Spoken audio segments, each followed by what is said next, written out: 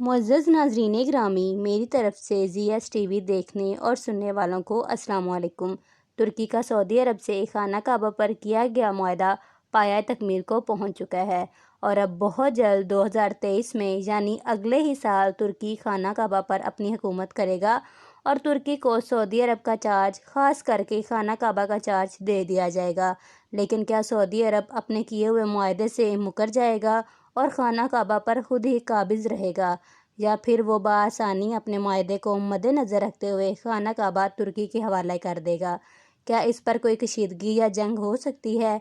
ये सारी मालूमात हासिल करने के लिए हमारी वीडियो को एंड तक लाजमी देखिएगा, और अगर आपने अभी तक हमारे चैनल ZS TV को सब्सक्राइब नहीं किया तो जल्दी से सब्सक्राइब करें और बेल आइकन को भी लाजमी दबाएं ताकि हमारी आने वाली हर दिलचस्प, हैरानकुन और मालूमाती वीडियो बआसानी आप तक पहुंच सके। ये बात तो हम सब बखूबी जानते हैं कि इस्लाम की शुरुआत का मरकज़ तुर्की है और तुर्की ने इस्लाम के लिए बेशुमार जंगें भी लड़ी हैं। ये मुल्क इस्लाम की सुनहरी तारीख का एक हसीन मरकज़ है और इस्लामी तारीख से भरा पड़ा है।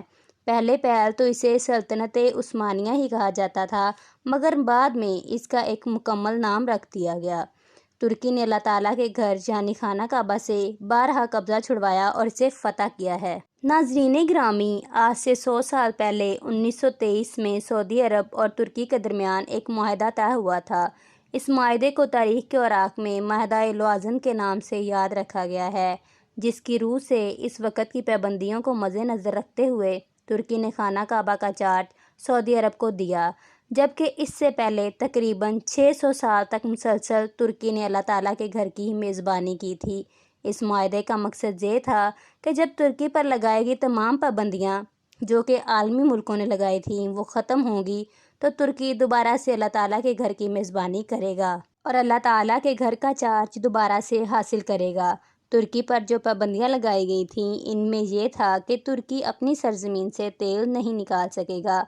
हालांकि तुर्की की सरजमीन में बेशुमार तेल मौजूद है और इसके बावजूद भी तुर्की दूसरे ममालिक से तेल खरीदने पर मजबूर है।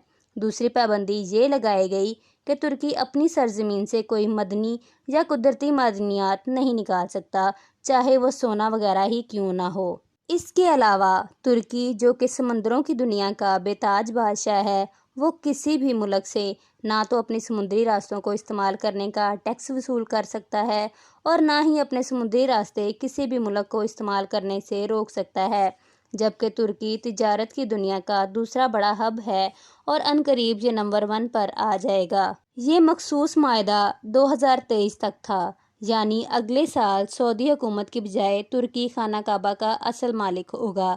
क्यों ना कि हम ये बात तो बखूबी जानते हैं कि खाना काबा का सारा खर्चा तुर्की उठाता है, मगर क्या सऊदी अरब ये कब्ज़ा बआसानी तुर्की को दे देगा या फिर इन दोनों मुल्कों के दरमियान कोई कशीदगी होगी? अगर हालात हाज़रा को देखा जाए तो ऐसा मालूम होता है कि सऊदी हुकूमत किसी भी सूरत तुर्की को खाना काबा वापस नहीं करेगी।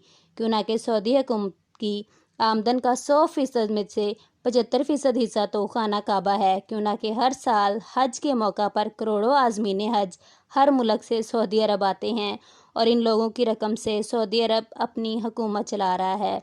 इसके अलावा भी सारा साल उम्रा करने वाले लोगों की तादाद भी काफ़ी होती है, तो सऊदी अरब के लिए तुर्की को खाना काबा का चार्ज वापस करना इतना आसान नहीं होगा और ऐसा महसूस किया जा रहा है कि सऊदी अरब और तुर्की के दरमियान जंग होगी। अब ये मुआहदा मुकम्मल होने का वक्त आ चुका है, जबकि जैसे ही इस मुआहदे का वक्त ख़त्म हुआ है तो सऊदी अरब और बरतानिया इस मुआहदे से साफ मुकर चुके हैं और इनका कहना है कि ऐसा कोई भी मुआहदा सिरे से मौजूद ही नहीं और अब उसने तुर्की को खाना काबा का चार्ज देने से साफ इनकार कर दिया है।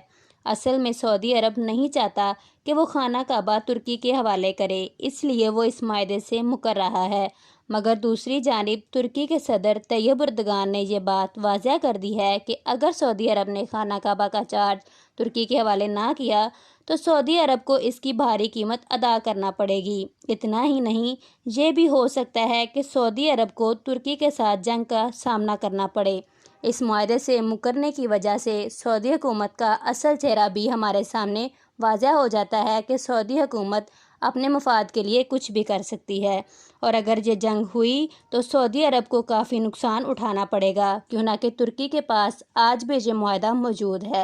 امید ہے ہماری آج کی ویڈیو آپ کو پسند آئی ہوگی اور آپ نے ترکی اور سعودی عرب کی خانہ کعبہ کے حوالے سے جو بھی معلومات تھی اور جو بھی صورتحال تھی اس کے متعلق جانا ہوگا۔